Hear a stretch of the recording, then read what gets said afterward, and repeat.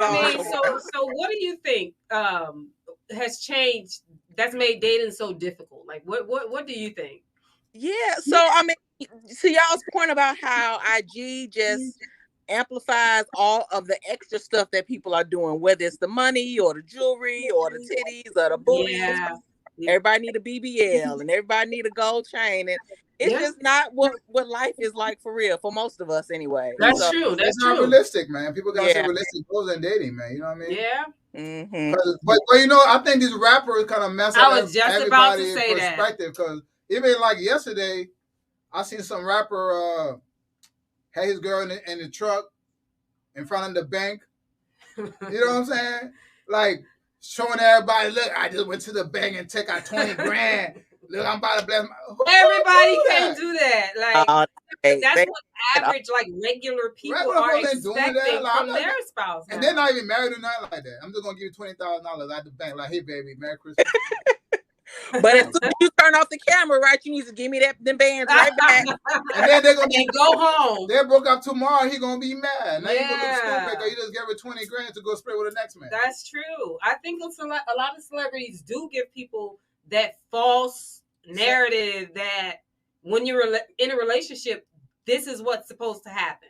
Right. I'm gonna give you $20,000. I'm gonna buy you a brand new, you know what I'm saying, car. They're buying the love. No. You know and folks is comparing what their own happiness looks like to what they seeing in these social media pages. When I mean, I don't think we spend enough time asking ourselves, like, what's important for me, right? Like that assessment you talking about. I need to know, what is you doing with your kids, right? What is your relationship with your mama look like? Because that all that is important. You know what I'm saying? Yeah. All that is important because I've seen a lot of folks, man, they be out there arguing. I don't want to come to a toxic relationship with the whole family be out there. I'm not trying to go to no family picnic. Everybody arguing. Hey, I gotta go. I'm too old for that. I mean, I went to chick houses and stuff. I have a lot of clothes. I like clothes. If your closet space is big, how do I fit in this house? You had no room for me. Right. So this ain't gonna work for me. Right. That's a no for me, though. He's so petty. That's petty. Hey, maybe I passed it. I didn't say, you know what? I didn't pass up enough because I got you. Yeah. You know what I'm saying? You fit all my checks. You know what I'm saying? So what you telling me is I need to go clear out my closet right now if I'm serious about it. You got to give him some space. Hey, where's that space for that man? Your closet room already filled. Where his clothes gonna go at? Yeah. Taisha, I have to ask you, like, I mean, I know you have friends and family and stuff like that. Do you notice, or would you say dating has gotten harder since the pandemic? I don't know if, to be honest, at least for myself, things actually have gotten a little bit easier, right? Because people are not moving around on the outside world as much. And as an introvert, I like just sitting down one-on-one. We hop on FaceTime, you know, and we can start to get to know each other. So, I mean, it's really moved beyond online dating, like with eHarmony and Match and stuff like that. Yeah, online dating just on the phones and different things like that. So that has made it easier. And then, you know, as things started to open up again, we were able to meet up in person and that sort of thing. Now, nothing has come of none of these online dates, but it has made more time to be able to get to know people. And that's important, man, because this conversation you have on the phone, you really digging, you know, the mentally you guys could connecting, you know what I'm saying? Yeah, absolutely. Get that time to mentally connect. Because in person, you know, after a couple of conversations, you're like, well, what are we going to do? You know what I'm saying? Hot and ready to go. Yeah, so maybe like the pandemic whole thing, it has given people time to actually try to get to know each other. You can't go nowhere. You can't go nobody. You can't go see them. Ain't no Netflix and chilling. Yeah. You know what I'm saying? Absolutely. So you guys go out to sit on the phone, talk about each other day, get to know each other. Yeah. Until but when y'all finally get to see each other in person, they ain't got nothing to talk about. Or you got deeper stuff, right? More important stuff to talk about, which is kind of cool, right? Yeah. I mean, but that's the reality of it, man. Because that's what I've seen. Like, people that don't take time to get to know each other. That mental connection is very important. You know what I'm saying? Yeah. I agree. Yeah. I mean, she been my bestie for years, man. You know what I'm saying? For years. We used to work out together, touch my booty in the water fountain and shit. You know what I'm saying? Like, yo, like brush it up against you. I put it on blast. You see what I got to deal with? She was courting me and everything. And that's one thing. Women don't like to court the man. That's why I love my baby. He always say I've been courting him. I was not courting this man. He was courting me. Ladies, if you find a man you like, court that man. You know what I'm saying? You know what? After your package, go claim your man. So how did y'all make that switch from friends to deciding that you would be in a romantic? No, so just as you question about boundaries for you all's relationship, right? Because I think that's interesting. I know a lot of people get territorial, right? With I don't want my women talking to my man and vice versa because of jealousy issues, but. Yeah. As you say now, as a business owner, you gonna be talking to everybody. Whoever got that money is somebody that I want to engage with. That's true. Have you all set up any kind of boundaries to kind of help navigate and kind of reduce jealousy or feelings of jealousy or insecurity and things like that? Or you feel like that's more personal work that you just gotta be confident and secure within yourself? Mm-hmm. I mean, you want to go first? Yeah. Go ahead. You know, I got some stories. She crazy. So I would say in the beginning, when you start dating somebody, whatever, married, but you still getting to know that person, even when you're married. You know what I'm saying? I had a lot of insecurities in the beginning because I know my husband, and he's. Cause we're friends first, so she knows a lot about me. So, but he's really easy to feel attached to. You know what I'm saying? Mm-hmm. Any female, I think, because he's so chill, he calm, he laid back. So I think naturally women are attracted to that. You know what I'm saying? They are attracted to that. They're very attracted. But my thing I try to tell her is, it's not about them; it's about me. You know right. what I'm saying? As a man, it's my job to make her feel secure. To know that when I'm out there, I have a mind on my own. Just because a chick, smile at me, doesn't mean like, oh man, let me try to. I'm not that person. I'm not that, sex driven like that. Yeah. You know what I'm saying? But that was me in the beginning. I feel like I was very insecure in the beginning. But when you know, after a while, when you know somebody, that's like today. We went to, we make T-shirts and stuff like that. So when we went to the T-shirt place, I remember one day he came home and he said he got information from the cashier chick. You know what I'm saying? Or he gave her the information for business purposes. So me and him were actually there today. And so I saw her. And it wasn't a big deal. I mean, it was no... I don't have a problem coming and tell you who I interact with. Yeah. It's not like I was trying to talk to her. It's about business. Yeah, and he still talked to her when I was there. I'm not going to speak to her. No big issue. Like, oh, shoot. Because in fact, she probably felt uncomfortable. I think she was uncomfortable when she met his wife. She saw the ring. But it's like I was not uncomfortable on any level, and it's because I know who my husband is. I wouldn't if I couldn't speak to her in front of you, I wouldn't speak to her at all. Exactly. And it's all about business. You know what I'm saying? And it takes a while to get there. You know what I'm saying? You have took to know me a while to get there. Trust me. Yeah, she has some. This is a big thing right now. I know you're in your career. You know what I'm saying? Established woman. I love beautiful Black woman. I love it. So would you have an issue with a man making less money than you? Yeah, I thought about that a lot. I don't know that the salary needs to be necessarily the same as what I'm making. Yeah. You need to be able to hold your own, right? Like this is charity. Right. Yeah. If you can't make your own bills, you don't need to be coming over here, right? Trying to get a handout or a hand up, right? Like, and I'm happy to help folks. Yeah. We're not gonna be partners, right? We in that kind of situation. And I think it's even different when if someone has lost their job after you've been together.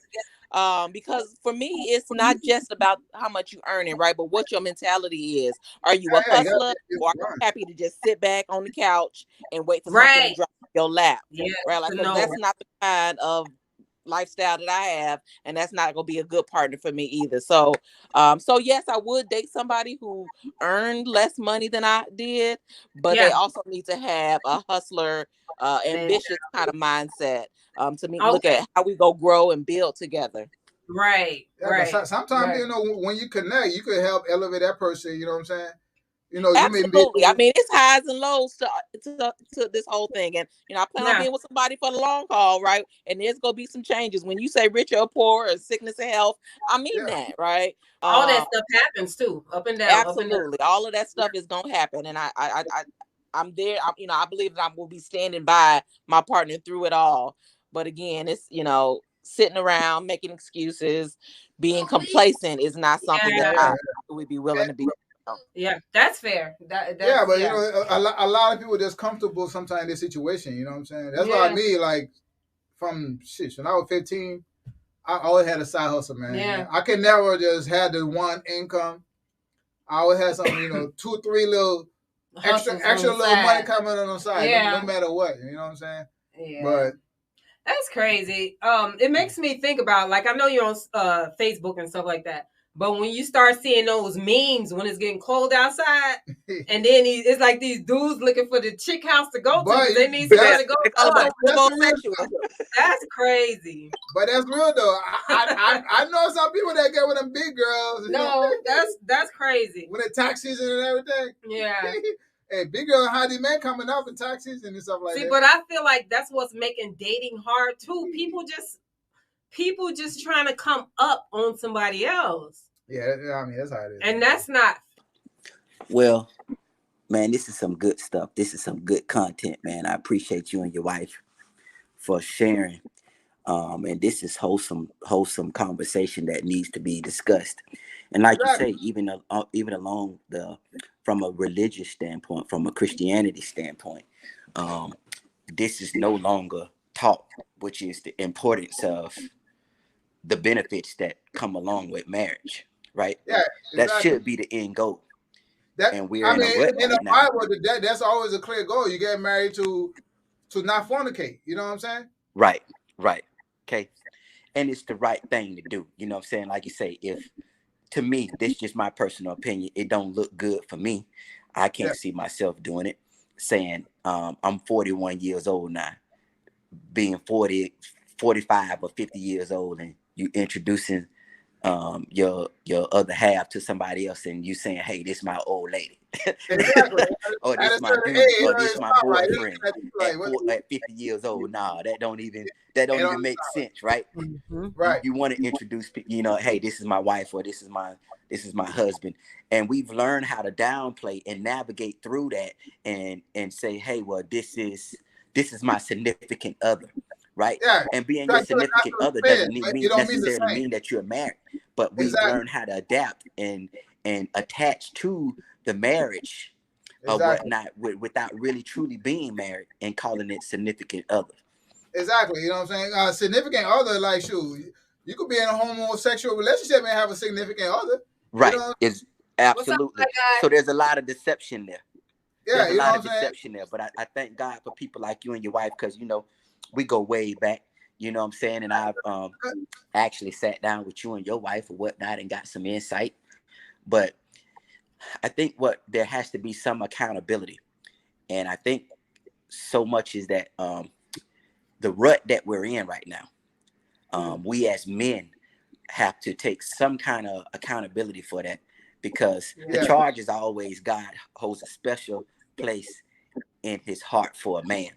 There's nothing that we're downplaying from a woman's perspective or whatnot, but the woman is an extension of the man, right? Exactly. Promise was given to the man. Okay, he always deals with that man first. So until we start taking ownership and start being the real true kings that we are, and put things in perspective or whatnot, the man is the protector and the provider of the home. Once we start operating in that element, I think that the ladies will kind of fall in line or whatnot. Sometimes from a woman's perspective, correct me if I'm wrong, First Lady, okay, women don't mind submitting to a man. They don't mind falling in line. But when that man is doing what you have to give them something to submit to. Yeah, exactly. You gotta be the right person. You hit that right on the head. Something to submit to. So if a man doesn't know his place in his own kingdom, or if he doesn't have a kingdom to rule, okay, guess what? You're a non-factor in that woman's. So she'll be there. It's temporary. Okay, it's like superficial. Yeah, how is she going to follow if he can't lead? That's the whole thing. He has to be able to lead, and she will submit, and she will be all for it. Yeah, so you're right. I feel like it's a lot of times this whole dating thing is on a man's shoulder. A lot of times, you know what I'm saying? But the woman has to be right for him to, you know, be that man that she needs.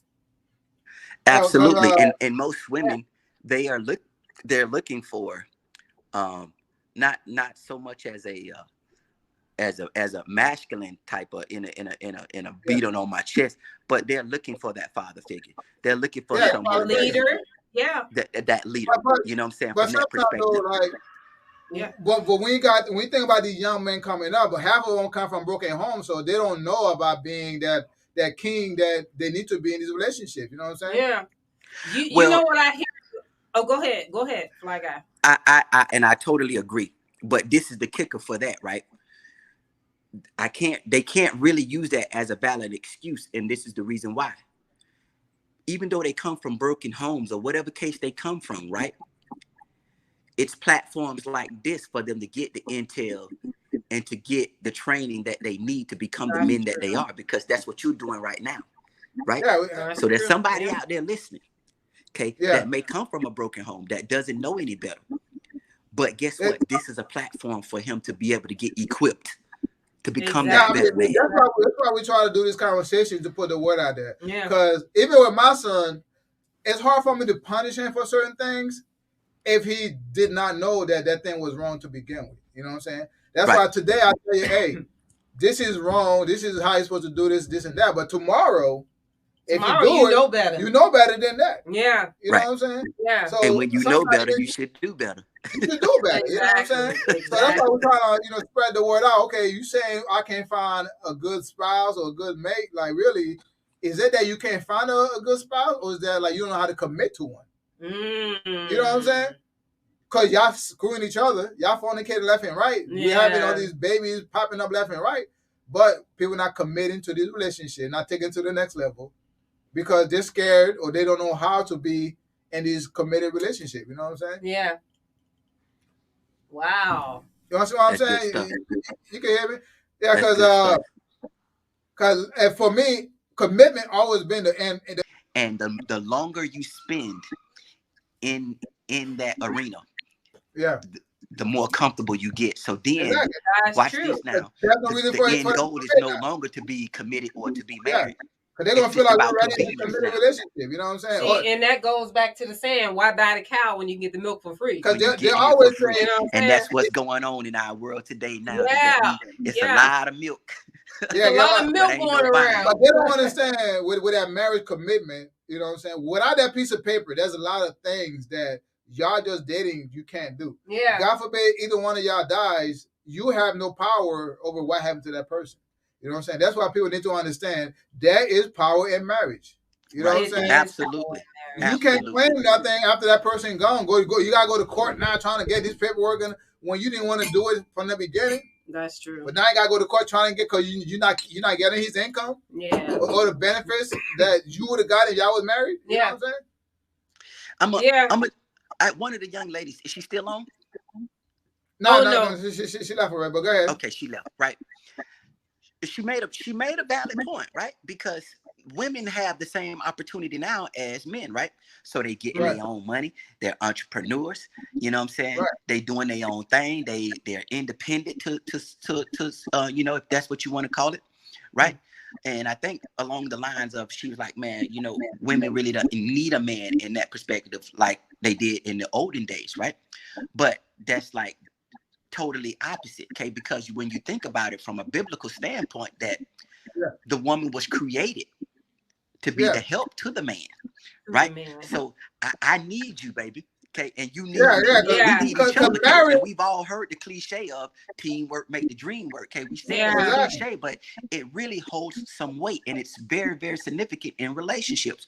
Once we realize the significance behind things that are said and done and understand it, I think we'll become better at being better role models, being better husbands, better wives, you know what I'm saying? because that's what's needed or whatnot. But we really truly don't understand what, like you say, which is the base point of what we're talking about tonight. What is the end goal? Because you gotta have an end goal. Because marriage is a biblical arrangement. It is written in the Bible. You know what I'm saying? We were never made to fornicate and date for the rest of our lives. The end result is always going to be, if you want to be happy, you know what I'm saying? You want to be sexually screwed with no guilt conscience and all the other stuff. Get married. You got to get married. You know what I'm saying? Get married. If you want all the blessings, you got to get married. Because if you're not, you cursing yourself. You know what I'm saying? See, but like I said, a lot of people don't date for marriage to be the end result. And it's because they've blew my mind. I heard Michael Basin say that that now, you know, no matter if you feel like this is a serious relationship or you just feel like it's casual dating. Yeah. Is that to protect yourself if you do get married. You got a prenup. To protect yourself, you should definitely be getting a prenup. And to me, if you have to go through the whole prenup process and you're using that as protection or as a safety net, then what's the point in getting married anyway? I should be able to trust you with everything. I think I had tackled. I've been following Michael Basin. I tapped in on that conversation too. To me, guys like him, they're sending out the wrong message. You know what I'm saying? Because if you're more concerned about a prenup, because that's not what marriage is about. It's not about materialness. You know what I'm saying? They're more concerned with your property and your material. Property, then you don't trust that person. Yeah. Then you should not even get married to that person. Yeah. You know what I'm saying? Right. Because if you have it before marriage, you could. Hey, once you get a divorce, that's not marital property. You know what I'm saying? You only spending what you got while you together. Yeah. So what's the point of a prenup? You know what I'm saying? Because, I mean, look at Dr. Dre. Everybody thought he was going to be losing billions and billions of dollars. He only had to give her $100 million. Wow. Because all that was done before her. Yeah. You know what I'm saying? And you know what the crazy part about it is, that because of the empire that they built together. Yeah. Even him having to pay her hundreds of millions of dollars. $100 million, nothing compared to the owner. It doesn't stop his success. Exactly. It doesn't. It doesn't hurt anything. Okay. But if the person that was an empire, they built like together. You said, that was built on true love. Yeah. Somewhere down the line, we got our wires crossed. But it's never about the money, because he go, if you want 100 million, they go 100 million. Keep it moving. Okay. It's never based upon materialistic things or whatnot, like you said. But now marriage is almost based upon what can, and I've seen multiple parties go into a marriage with this outlook, saying that, hey, what can you do for me? That's it's what can we get accomplished together? Not what can you do for me? What can we get accomplished together? So it's almost like a business arrangement. They got to see, you know, the incentive in the business arrangement. And that's why a lot of folks say they're single. It's not that they're single because they can't find somebody. They're single, they can find somebody to meet their business needs and to make them, you know, go to the next level. You know what I'm saying? Or this person ain't got no job. You know what I'm saying? Or I got too much stuff to connect with this person. You know what I mean? So dating is not hard. People make it hard because they got too much shit that, they got to deal with. You know what I'm saying? Yeah. See, and people look at the wrong things too. Like I hear people making jokes about marriage. I know it definitely will play a toll on you. You know what I'm saying? Because when I was, single, it's the Christian part of me that be like, look, this is not what I have to be doing. You know what I'm saying? This is not right. He married me for sex. I need. That's the bottom line, though, right? Isn't that the bottom line? Look, he wanted to feel comfortable having it, so he married me. Doc was milking that cow. But is that not the benefits of marriage in the Bible? Am I wrong? No, because you do feel convicted. If you're not married, right? It's fornication. Fornication. If you're not married, you're having sex. Yeah. You're committing a sin. So in order for you to have sex, really, you gotta get married. You should. You should feel convicted, right? Yeah. If you have some sense of a heart, you should feel convicted or whatnot. If you don't, then you become desensitized or whatnot to what's right. Okay. At the end of the day, to what's right. Yeah. And that's a lot of our issues here, especially here in America or whatnot. We become so desensitized to what's right. And we will tailor make things that are wrong to our fittings to make it seem right, and live in a fantasy world of deception to get what we want and to make it right when it's really not. Hey, just like they say, if you're looking for something, you know what I'm saying, you're going to find it. If you want something to be a certain way, you're going to find some kind of way to make it right. You know what I'm saying? To fit, you know, the goal you're trying to reach. But at the end of the day, it ain't right. You know what I'm saying? If but that's our society today. That's our society today. This is what people are promoting. This is what the rappers, the artists, singers, right. This is what they're promoting. So if this is the only thing people have to influence them, and this is who the young people watching, you know, Cardi B is married, but you know, the women, they want to get the bag. They want to. All right. Let's talk about Cardi B, right? Because okay. Cardi B is money. She's successful. Yeah. And dude is I forgot his name. Offset. Offset. Both of them successful, right? Why are they getting married for? They married. Exactly, right? So I'm sure in one of their mind, they know it's wrong. You know what I'm saying? Like maybe it's Cardi B. People not giving her credit. So one of them had a religious background. You gotta have to have a religious background, set a standard to be like, look, yeah, we both got money, but if you want to be with me, you gotta put a ring on it. Yeah. Beyonce and Jay-Z. Both of them got money. They could have stayed, you know, sleeping with each other for, you know, but guess what? I'm sure if you're Beyonce, like, you cannot have me.